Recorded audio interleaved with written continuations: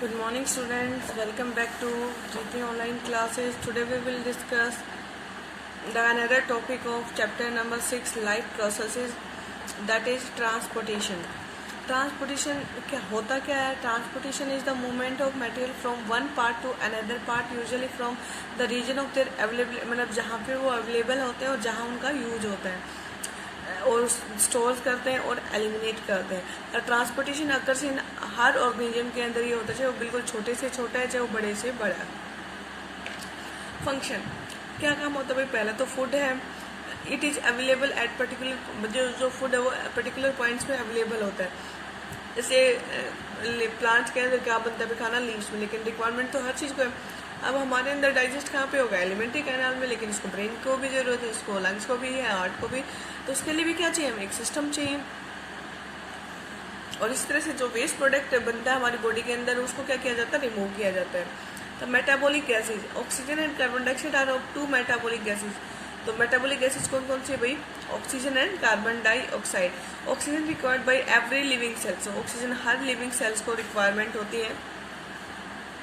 For cellular respiration, it has to be transported from outside environment first to the respiratory surface and then to individual cells in any। देखो भाई, जब भी oxygen है वो सबसे पहले कहाँ आएगी? लंग्स में, और लंग्स से कहाँ जाएगी? हर बॉडी ऑर्गन तक जाएगी। इसी तरह से जब कार्बन डाइऑक्साइड है वो प्रोड्यूस होगी कहाँ पे? ऑर्गन के अंदर, और ऑर्गन से कहाँ आएगी? लंग्स, और लंग्स से बॉडी से बाहर। Waste products, the toxic products are produce during metabolism. भाई जो टॉक्सिक प्रोडक्ट्स बनते हैं मेटाबॉलिज्म के दौरान, उसको भी क्या किया जाता है? बाहर निकाला जाता है, एक्सक्रीट किया जाता है। For this they are first taken, तो इसलिए उसको किडनी में लेके आया जाएगा, और किडनी उसको सेपरेट, हम किडनी के बारे में पढ़ चुके हैं, उसको क्या करती है? सेपरेट करती है, यूरिनरी ब्लैडर उसको स्टोर करती है, और फिर उसको बॉडी से क्या करती है? बाहर निकालती है। नेक्स्ट है भाई वाटर। नेक्स्ट क्या है भाई? Water. Plants absorb water from soil with the help of their roots. तो प्लांट किससे करते हैं भाई? रूट्स के through. It is transported to the all the parts. Hormones, they are formed in a particular, hormones क्या होते हैं? एक पर्टिकुलर रीजन में बनते हैं, और उसको क्या किया जाता है? ट्रांसपोर्ट किया जाता है through the another organs with they perform their functioning. Mode of transport, the lower organisms are mostly aquatic and semi aquatic. जो मोस्टली ऑर्गेनिज्म है स्मॉल, और कैसे होते हैं? या तो एक्वेटिक होते हैं या मतलब पानी और जमीन दोनों पे रहते हैं। Most of the transfer occur through diffusion, उनमें जो ट्रांसपोर्ट होगा वो किसके थ्रू होता है? डिफ्यूजन के थ्रू। डिफ्यूजन क्या होता है भाई? आप पढ़ते आ रहे हो, 9th क्लास में भी आपने पढ़ा होगा। The movement of molecules enhance from its higher concentration to its lower concentration, that is called a diffusion. Entry of material into the cell involves both passive and active transport. Intracellular transport take place through cyclosis and diffusion. ये आप +1 class में पढ़ चुके हैं। You will study in your +1 class. A long distance transport system occurs in higher organism.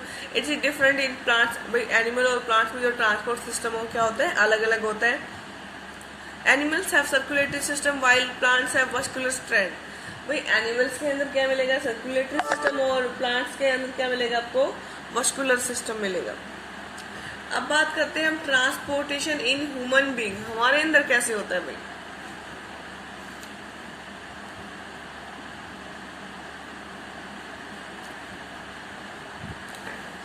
देखिए भाई, it is carried by circulatory system. तो हमारे अंदर किसके थ्रू होता है भाई? सर्कुलेटरी सिस्टम के थ्रू होता है। और जो सर्कुलेटरी सिस्टम है ये सिस्टम ऑफ ऑर्गन्स है। क्या होता है भाई? सिस्टम ऑफ ऑर्गन्स होता है, tubes and A blood like fluid that circulate various material inside the body. In human body circulatory system is made of tubes. किसका बना होता है भाई? Tube, A pumping heart, blood and live. तो इस chapter में हम, इस टॉपिक के अंदर हम पढ़ेंगे भाई सर्कुलेटरी सिस्टम के बारे में, ब्लड के बारे में, कैपिलरीज के बारे में, जो ट्यूब है वो क्या है भाई? आर्टरीज एंड वेन्स है, हार्ट है, लिम्फ है।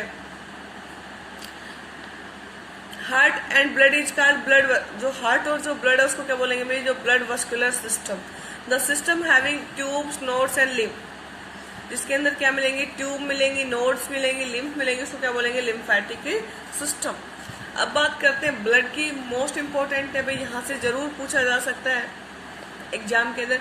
तो ब्लड कैसा है भाई, मोबाइल फ्लूइड है, एक कनेक्टिव टिश्यू है, और उसका कलर कैसा होता है भाई, रेडिश कलर होता है, that circulates in the human body, supplying nutrients and oxygen to all living cells and taking away waste products as well as carbon dioxide from them. An adult woman has, भाई हम बात करेंगे भाई जो blood है उसका काम कैसा है, वो फ्लूइडिक नेचर का है, कनेक्टिव टिश्यू है, कलर कैसा है भाई, 9th क्लास में पढ़ा होगा, blood is a connective tissue. इसका कलर कैसा होता है भाई, रेडिश कलर का होता है, और ये एक अडल्ट ह्यूमन में कितना हो सकता है भाई, 5 से 6 लीटर हो सकता है। Blood is made up of 2 components, plasma and corpuscles, मतलब सेल्स के बारे में। प्लाज्मा क्या होता है भाई, ये पेल येलो कलर का होता है, और ये कैसा होता है, एल्केलाइन होता है, उसका पीएच कितना होता है भाई, 7.4। Transport fluid matrix of blood, it constitute 50% और 55% of the blood. Plasma consist of 90, मतलब प्लाज्मा के अंदर होता क्या भाई, ये तो बात करें कि ब्लड में कितना होता है 55%, लेकिन इसके जो प्लाज्मा की बात करें तो कितना होता है, इसमें वाटर 92% होता है, और इसमें जो सॉल्यूट्स होते हैं वो कितना होता है भाई, 6.5% of a total plasma. The important proteins are immunoglobins, antibodies, lysozymes, fibrinogen, prothrombin, amino acid, vitamin, fatty acid and fat drop. इसके बाद हमें एक्सक्रीटरी प्रोडक्ट्स में क्या रहेगा, क्रिएटिन है, क्रिएटाइनिन है, यूरिक एसिड है। इनऑर्गेनिक साल्ट्स में क्या रहेगा भाई, जैसे सोडियम है, क्लोराइड है, और ये क्या होता है भाई 0.9% होते हैं प्लाज्मा के। All other essential organic elements are also in the blood. Other substance जैसे मेटाबॉलिक गैसेज है भाई, ऑक्सीजन है, कार्बन डाइऑक्साइड है, हार्मोन्स है, कोलेस्ट्रॉल है, हिपेरिन है, ये भी क्या होते हैं भाई प्लाज्मा के अंदर।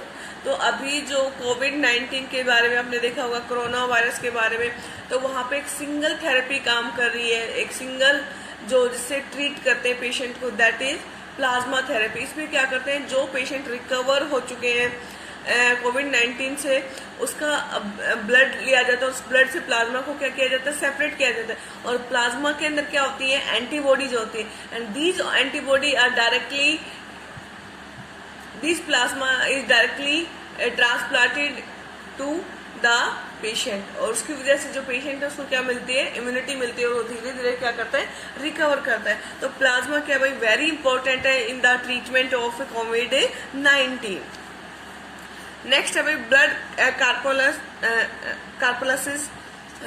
इसमें क्या भाई, they are also called formed elements, इसको क्या बोलते हैं भाई, फॉर्म्ड एलिमेंट्स बोलते हैं। जो ब्लड सेल्स हैं कॉन्स्टिट्यूट ऑफ 45% ऑफ ब्लड, तो ये कितना होता है भाई 45% of the blood. They are of 3 types, red blood cells, RBC जिनको WBC, white blood cells and blood platelets, all of them are synthesized inside the, और ये बनती क्या है भाई, आरबीसी, डब्ल्यूबीसी और प्लेटलेट्स, ये कहाँ बनेंगी आपकी भाई, बोन मैरो के अंदर। अब बात करते हैं आरबीसी। आरबीसी को दूसरा नाम बोला जाता है भाई एरिथ्रोसाइट्स। क्यों भाई, क्योंकि इनके अंदर एक पिगमेंट होता है that is erythrocyanin, and you will discuss the role of erythrocyanin in your higher classes. They are circular, भाई अब शेप कैसी है, सर्कुलर है, बाइकनकेव है, और उसका डायमीटर कितना है भाई 7 माइक्रोमीटर, और थिकनेस कितनी होती है भाई 2 माइक्रोमीटर तक हो सकती है। इसके अंदर क्या क्या होता है भाई, nucleus, mitochondria, endoplasmic reticulum and ribosomes are upside. देखिए भाई आरबीसी के अंदर क्या क्या है, नहीं होता, nucleus, mitochondria, endoplasmic reticulum, ribosomes नहीं होते। Each RBC contains about 100 million hemoglobin molecules। तो हर आरबीसी में, हर एक आरबीसी में क्या होता है 100 मिलियन मोलिक्यूल्स होते हैं हीमोग्लोबिन। अब बात करते हैं ना एचबी कितना है, जब भी आप ब्लड टेस्ट कराते हैं उसमें क्या करते हैं भाई आपका एचबी को काउंट करते हैं, तो एचबी में क्या होता है हीमोग्लोबिन। और अब बात करें भाई ये जो हीमोग्लोबिन है ये बहुत ही स्पेशल मॉलिक्यूल है, और इसके अंदर होता क्या भाई, ये आयरन होता है इसके अंदर, pigment which is specialise to transport oxygen and to small extent. अब ये क्या करता है भाई, स्पेशलाइज होता है ऑक्सीजन को ट्रांसपोर्ट करने के लिए, और इसके साथ साथ ये क्या करता है, कार्बन डाइऑक्साइड को भी करता है। It provides reddish colour to the blood, तो ये क्या करता है, तो आपसे पूछा जा सकता है एग्जाम में, जो ब्लड है उसका कलर रेड होता है, किस कंपोनेंट की वजह से होता है, दैट इज हीमोग्लोबिन। मेन तो कंपोनेंट पूछे तो हीमोग्लोबिन, अगर आपसे पूछ ले सेल तो कौन सी है भाई, आरबीसी, क्योंकि आरबीसी के ही अंदर क्या होता है, haemoglobin. A healthy adult male has 50 milligram of haemoglobin पर 100 ml, तो भाई एक हेल्थी पर्सन उसमें कितना रहेगा भाई, 15 मिलीग्राम रहेगा 100 ml of the blood. It is 15 to 13 milligram पर 100 ml of blood in healthy female. Female के अंदर कितना होता है भैया, 12 से 13 ग्राम होता है हेल्थी फीमेल के अंदर।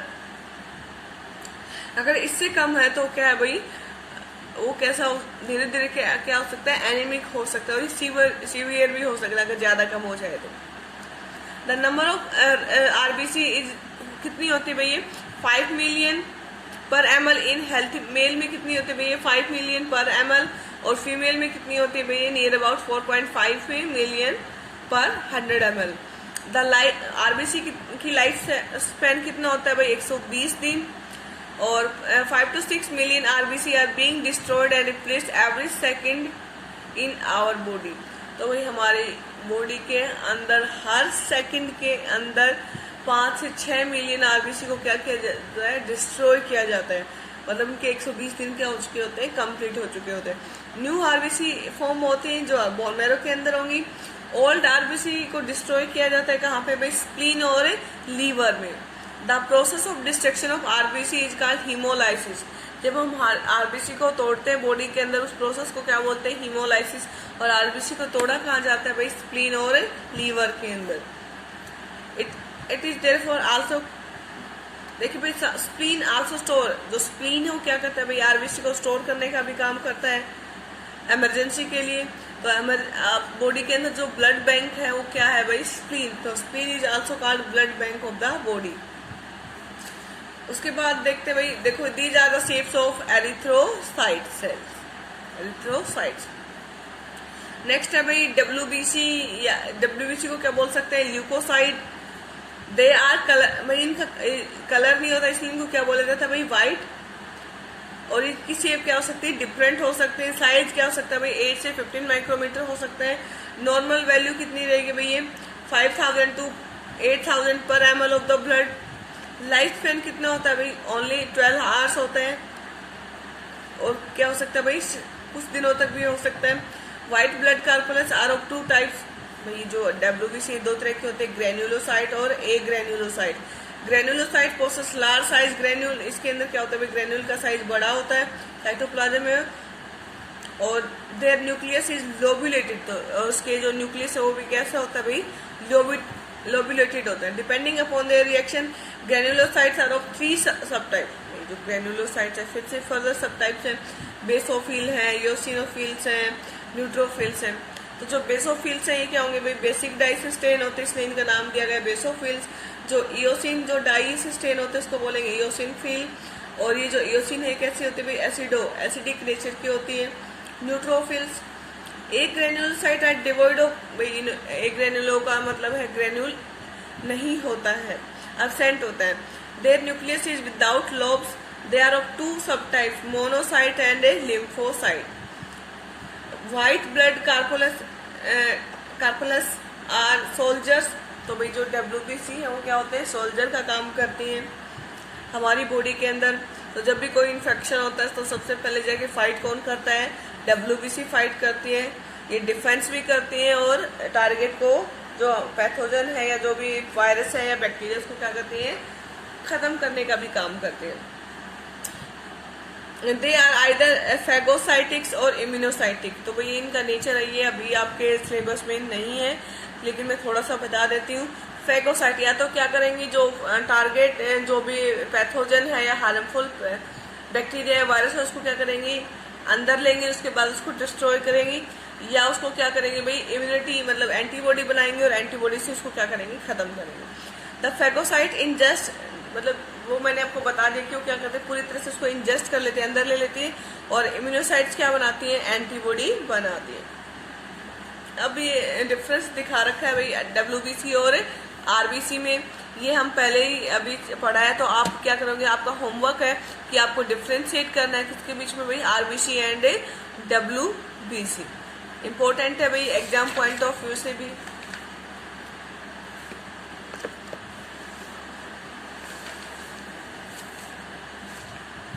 अब नेक्स्ट है भाई प्लेटलेट्स रह गए है ना, प्लेटलेट्स को डिस्कस करते हैं। ब्लड प्लेटलेट्स, प्लेटलेट्स का दूसरा नाम है भाई थ्रोम्बोसाइट्स। इंपॉर्टेंट है भाई इनके ये नाम। दे आर, ये कैसे होते हैं भाई, कलरलेस होते हैं, non nucleotide cell fragments of various shapes, इनकी शेप भी अलग अलग हो सकती है, और इनका साइज होता है भाई 2 से 3 माइक्रोमीटर। द नंबर, इनका नंबर कितना रहेगा भाई, 0.15 से लेके 0.45 मिलियन पर ml ऑफ द ब्लड।